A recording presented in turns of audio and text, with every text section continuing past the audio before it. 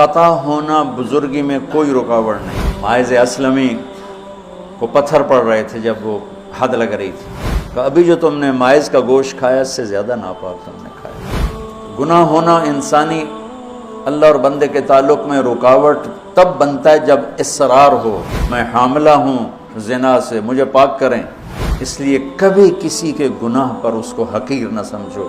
ہاتھ جوڑتا ہوں۔ انہو من یتق، وہ انسان ہی نہیں جس سے خطا نہ ہو، اور پھر وہ انسان ہی نہیں ہے جو خطا پہ شرمندہ نہ ہو، پھر وہ شیطان ہے۔ خطا ہونا بزرگی میں کوئی رکاوٹ نہیں۔ صحابہ کی خطاؤں کو اللہ نے قرآن میں ذکر کیا، صحابہ سے ہر بڑے سے بڑی خطا ہوئی، اس میں ایک پیغام تھا کہ اتنے بڑے مقام والے سے بھی خطا ہو سکتی ہے اور اللہ کے تعلق میں کوئی کمی نہیں آ سکتی۔ توبہ۔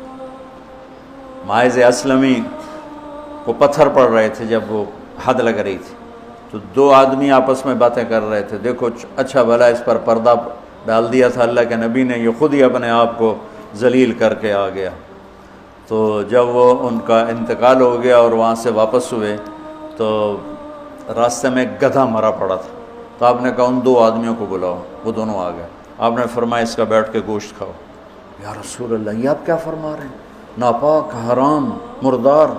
کہ ابھی جو تم نے ماعز کا گوشت کھایا اس سے زیادہ ناپاک تم نے کھایا۔ کہ تم اس کی غیبت کر رہے، اور میں محمد مصطفیٰ اللہ کی قسم کھا کے کہتا ہوں میں اسے دیکھ رہا ہوں جنت کی نہروں میں نہاتا پھر رہا ہوں۔ گناہ ہونا انسانی اللہ اور بندے کے تعلق میں رکاوٹ تب بنتا ہے جب اصرار ہو، کرتا ہی جائے کرتا ہی جائے، اس لیے کبھی کسی کے گناہ پر اس کو حقیر نہ سمجھو۔ ہاتھ جوڑتا ہوں۔ کسی کو حقیر، کسی سے نفرت نہ، اپنی نیکی کے تکبر سے بچو۔ اللہ کی قسم، نیکی کا تکبر پیسے کے تکبر سے بھی زیادہ خوفناک ہے۔ ہم ایسے، ہم ایسے، تم ایسے، تم ایسے۔ اور امرأہ غامدیہ رضی اللہ تعالیٰ عنہا سے برائی ہو گئی، حاملہ ہو گئیں، اور ان پر قربان جائیں سبحان اللہ کے نبی کے پاس آئیں، میں ماعز کی طرح نہیں ہوں کہ آپ کہیں جا تو نے کوئی نہیں کیا، میں حاملہ ہوں زنا سے، مجھے پاک کریں۔ تو آپ نے فرمایا، آپ نے اس کو ٹالنے کے لیے کہ جا پہلے بچہ پیدا کر پھر اس کے بعد دیکھا جائے گا، کہ 9 مہینے گزریں گے آپ ہی بھول جائے گی۔ وہ 9 مہینے بعد پھر آ گئی کہ مجھ سے گناہ ہوا ہے، یہ میرا بچہ پیدا ہو گیا ہے، اب مجھے پاک کریں۔ آپ حیران ہو گئے اس کے اس اندر کے بے قراری پر۔ آپ نے پھر دوسرا ہیلہ اختیار فرمایا، آپ نے فرمایا بچے کو دودھ پلا 2 سال، جب یہ روٹی کھانے کے قابل ہو جائے پھر آنا، پھر حد لگائیں گے۔ 2 سال اس نے دودھ پلایا، اور ایک دن چشم فلک نے دیکھا کہ ایک عورت بچے کو انگلی سے پکڑ کے لا رہی ہے، اور اس بچے کے دوسرے ہاتھ میں روٹی ہے اور وہ کھا رہا ہے، اور آ کر کہتی ہے یا رسول اللہ یہ روٹی کھا رہا، طہرنی، مجھے پاک کیجیے۔ میرے نبی کے بھی آنسو نکل آئے۔ تو آپ نے فرمایا اس بچے کو کون اپنا بیٹا بناتا ہے، میں ضمانت دیتا ہوں جنت میں وہ میرا ساتھی ہوگا۔ تو ایک انصاری صحابی نے اٹھ کر کہا یا رسول اللہ میں اس کو اپنا بیٹا بناتا ہوں۔ اتنی بڑی بڑی ہستیوں سے گناہ ہو جاتے ہیں، لیکن ہم کہتے ہیں یا موسیٰ یا فرعون۔ وہ جو ایک احمقانہ شعر ہے، دورنگی چھوڑ دے یا کرنگ ہو جا، سراسر موم ہو یا سنگ ہو جا، کسی بیوقوف شاعر نے یہ شعر کہا۔ تو ان پر حد لگی تو خون کا کہ چھینٹے حضرت خالد پر جا کے پڑے، تو انہوں نے کو 2-4 لفظ سخت کہہ دیا۔ آپ نے فرمایا خالد ایسا مت کہو، اس بچی نے وہ توبہ کی ہے پورے مدینے پہ تقسیم کروں سب کی بخشش ہو جائے۔ انہو من یتق، بڑے سے بڑے سے بھی ہو جاتا ہے۔ سارعوا الی مغفرۃ من ربکم وجنۃ عرضها السماوات والارض اعدت، بولو للمتقین۔ ٹھیک، کون ہیں؟ الذین ينفقون فی السراء والضراء، جو تنگی اور فراخی میں خرچ کرتے ہیں، والکاظمین الغیظ، جو غصے کو پیتے ہیں، والعافین عن الناس، جو لوگوں کو معاف کرتے ہیں، واللہ یحب المحسنین، اللہ احسان کرنے والوں کو پسند کرتا ہے۔